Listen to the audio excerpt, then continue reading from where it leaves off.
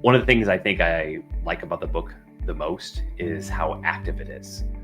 It's one thing to be able to talk and to learn about health anxiety, but we also want to make sure that you can take steps to be able to start to make changes in your life right now. And so I really like all the active interventions that we have. What are some of your favorite parts about some of the active parts of the book? Well, I like it the same way where we have it set up at the end of each chapter. We have what we describe as chapter challenges.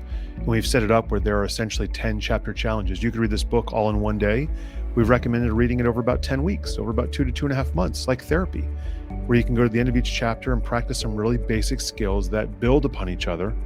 So by the time you get to the end of the book in chapter 10, where we anoint you an anxiety specialist, you have learned all the skills that are required that we could possibly teach you in therapy actively, that you can practice on your own in between sessions, in between chapters, whenever you want. I hope one of the things that people can take away from this book that's most important to me is not only being able to have knowledge about things, but also know things that you can do in these situations.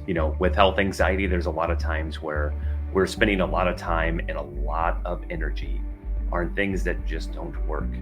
And I'm really excited to be able to give people hope, to find things that they can do that do work to help them feel better.